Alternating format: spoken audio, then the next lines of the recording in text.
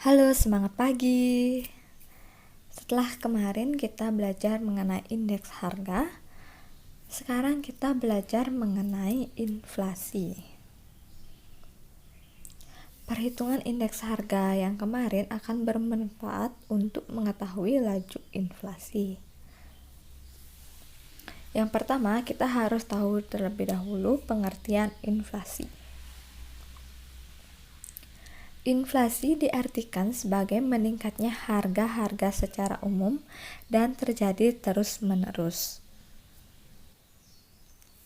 Kenaikan harga dari satu atau dua barang saja tidak dapat disebut inflasi kecuali bila kenaikan itu meluas atau mengakibatkan kenaikan harga pada barang lainnya.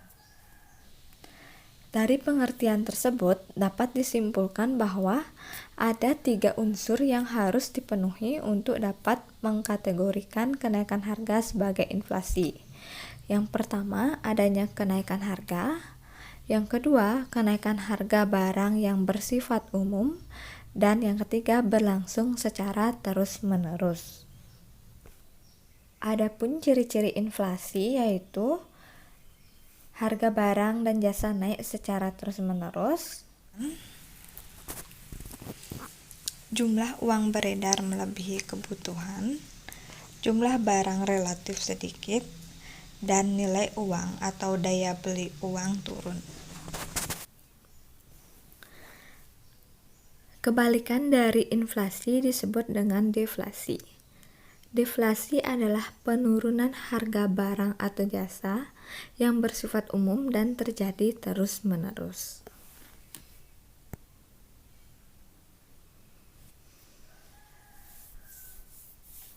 Selanjutnya ada jenis-jenis inflasi.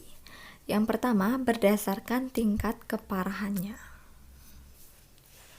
Berdasarkan tingkat keparahannya, inflasi dibagi menjadi 4 kategori. Yang pertama ada inflasi rendah. Inflasi rendah yaitu inflasi yang besarnya kurang dari 10% per tahun. Inflasi ini dibutuhkan dalam perekonomian suatu negara karena akan mendorong produsen untuk memproduksi lebih banyak barang dan jasa. Yang kedua, inflasi sedang atau menengah, yaitu inflasi yang besarnya antara 10% sampai dengan 30% per tahun. Inflasi ini biasanya ditandai oleh naiknya harga-harga secara cepat dan relatif besar.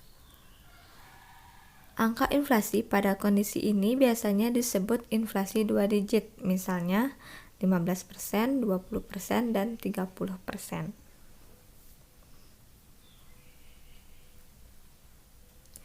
Yang ketiga, inflasi berat.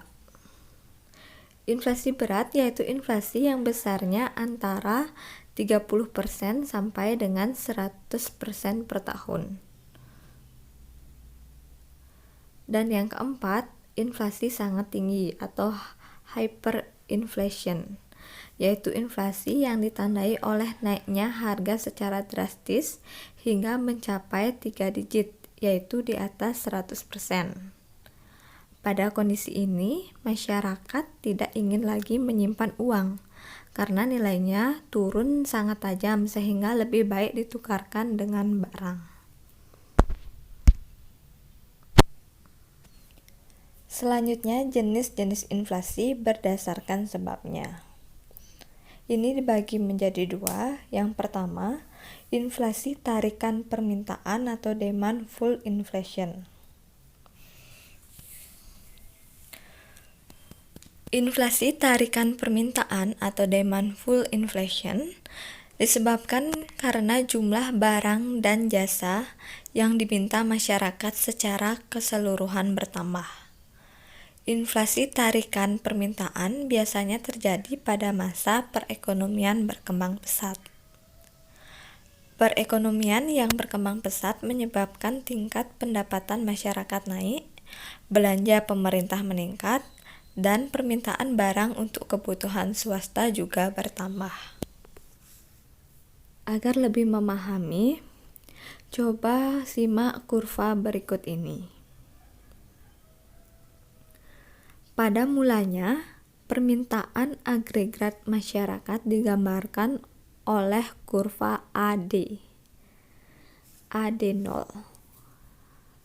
dan penawaran agregat digambarkan oleh kurva AS0. Adanya kenaikan permintaan dari masyarakat mengakibatkan kurva AD0 bergeser ke kanan menjadi kurva AD1. Jadi adanya peningkatan permintaan. Kenaikan permintaan masyarakat terjadi karena pendapatan masyarakat yang meningkat. Kenaikan pendapatan masyarakat cenderung menyebabkan peningkatan kegiatan konsumsi. Keadaan ini menyebabkan harga meningkat dari P0 menjadi P1.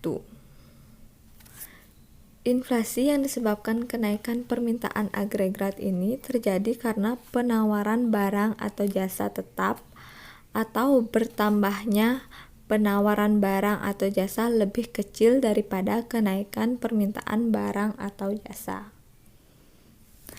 Hal ini akan menyebabkan peningkatan permintaan tanpa diimbangi dengan peningkatan penawaran sehingga mendorong harga-harga naik.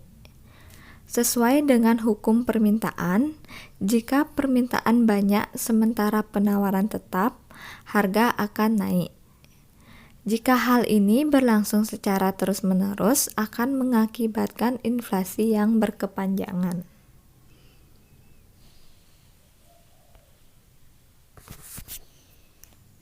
Jenis inflasi berdasarkan sebabnya.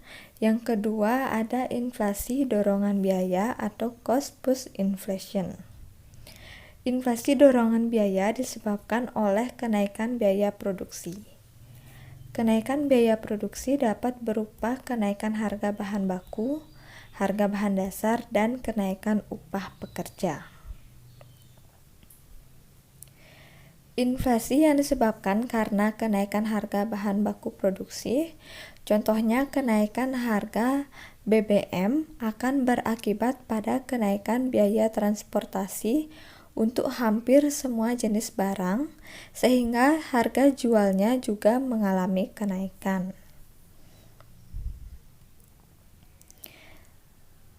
Adanya kenaikan upah buruh terjadi karena adanya tuntutan dari kaum buruh akan menyebabkan biaya produksi menjadi naik. Untuk menutupi kerugian ini, perusahaan akan meningkatkan harga jual produknya. Jadi, inflasi dorongan biaya produksi ini karena adanya kenaikan biaya bahan baku dan adanya kenaikan upah buruh, sehingga harga jual dari produk juga meningkat.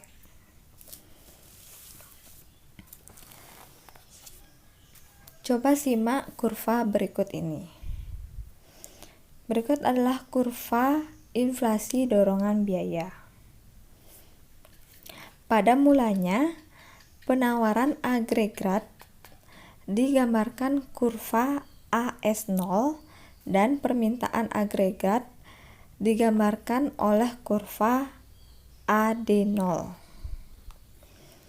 Oleh karena tingginya biaya produksi, perusahaan mengurangi jumlah barang yang ditawarkan, sehingga kurva bergeser dari AS0 ke AS1. Penurunan produksi perusahaan tersebut menyebabkan pendapatan nasional turun dari Y0 ke Y1. Penurunan jumlah barang yang ditawarkan perusahaan menyebabkan kenaikan harga walaupun permintaan agregat tetap.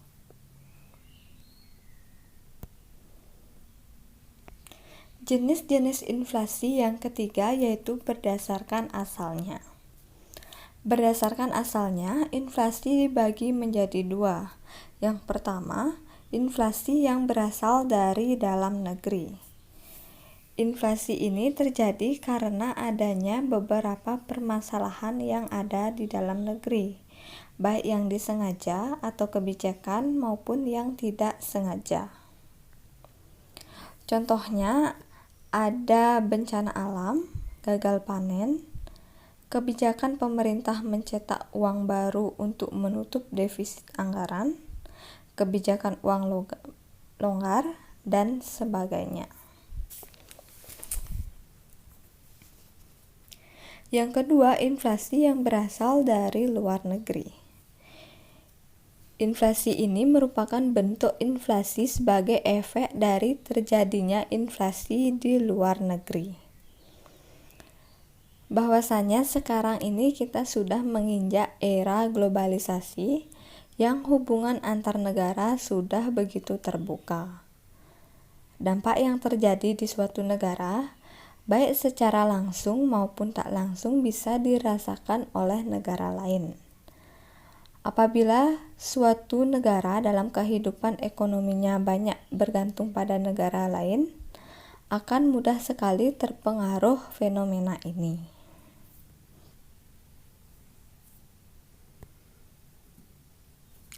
Baik, setelah mengetahui jenis-jenis inflasi, saatnya kita menghitung inflasi. Data inflasi dapat digunakan sebagai indikator untuk mempertimbangkan berbagai kebijakan di bidang ekonomi. Oleh karena itu, diperlukan ketepatan dan keakuratan dalam menghitung angka inflasi agar kebijakan yang dikeluarkan berjalan dengan efektif.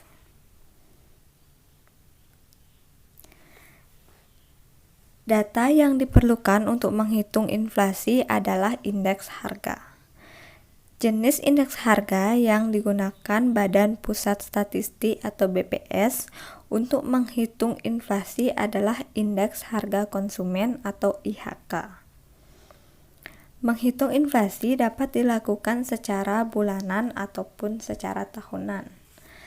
Yang pertama, kita bahas menghitung inflasi secara bulanan.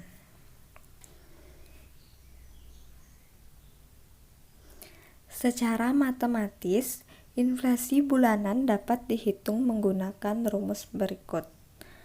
Inflasi sama dengan indeks harga bulan N dikurang indeks harga bulan N-1 per indeks harga bulan N-1 dikali 100%. Contoh soal. Berdasarkan data BPS, indeks harga konsumen atau IHK bulan November 2015 tercatat sebesar 112,01 dan bulan Desember 2015 sebesar 113,05. Hitunglah tingkat inflasi bulan Desember. Dari rumus yang telah disebutkan di atas, sehingga inflasi bulan Desember 2015 sama dengan 113,05, yaitu inflasi bulan Desember, dikurang 112,01, yaitu inflasi bulan November, per 112,01 dikali 100% sama dengan 0,93%. Jadi tingkat inflasi pada bulan Desember 2015 sebesar 0,93%. Selanjutnya, menghitung inflasi tahunan. Rumus menghitung inflasi bulanan dan tahunan itu mirip, bedanya yang tadi menggunakan bulan dan yang sekarang menggunakan tahun. Rumusnya yaitu inflasi sama dengan indeks harga tahun ke N dikurang indeks harga tahun N kurang 1 per indeks harga tahun N kurang 1 dikali 100. Contoh soal. Berdasarkan data BPS, indeks harga konsumen atau IHK pada tahun 2015 tercatat sebesar 122,99 dan tahun 2014 sebesar 119. Hitunglah tingkat inflasi pada tahun 2015. Caranya mencari yaitu inflasi tahun 2015 sama dengan 122,99 yaitu inflasi tahun 2015 dikurang 119,00 yaitu inflasi tahun 2014 di sini maksudnya 119,00 bukan 199. Jadi menggunakan angka inflasi tahun 2014 yaitu 119,00 dikali 100% sama dengan 3,35%.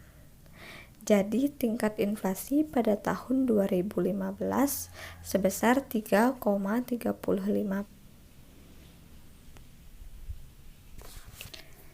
Selanjutnya, dampak inflasi.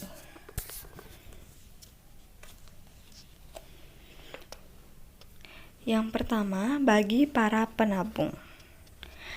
Adanya inflasi dapat menurunkan nilai real uang sehingga masyarakat enggan menabung. Kondisi ini mengakibatkan jumlah uang yang tersedia di bank semakin berkurang.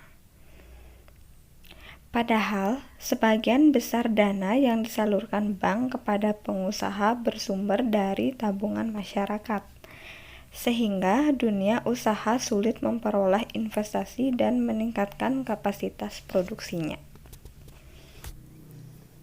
Yang kedua, dampak inflasi bagi debitur dan kreditur.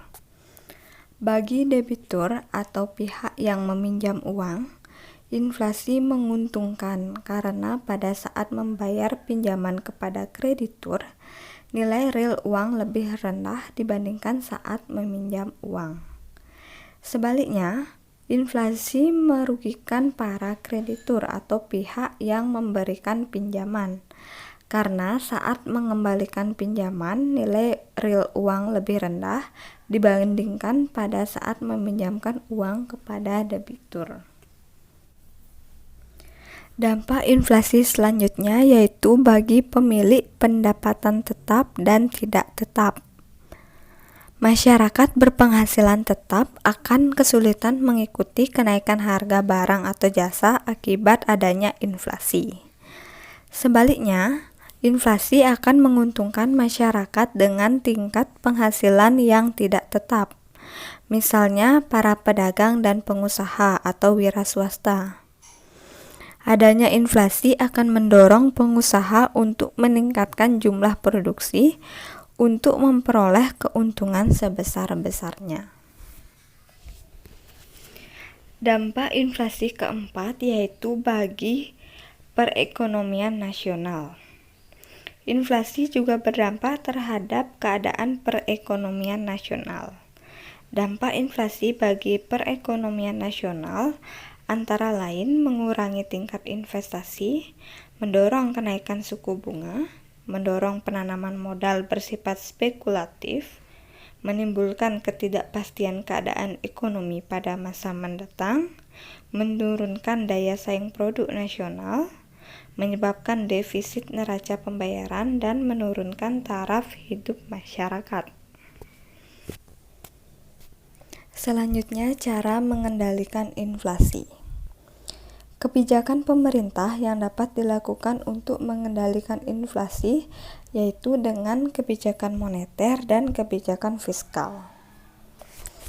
Kebijakan moneter dilakukan Bank Indonesia dengan cara menambah atau mengurangi jumlah uang yang beredar.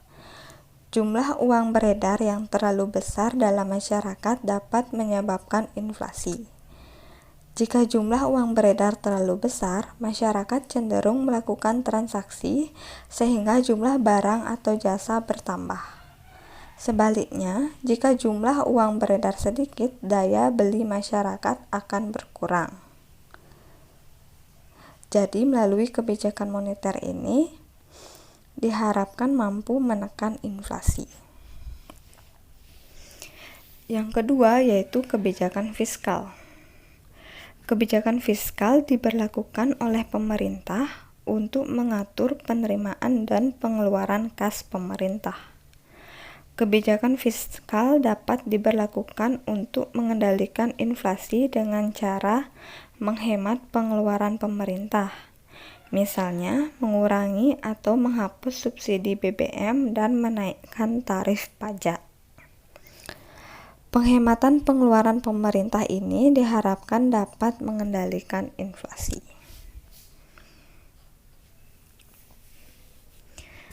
Baik, demikian materi inflasi.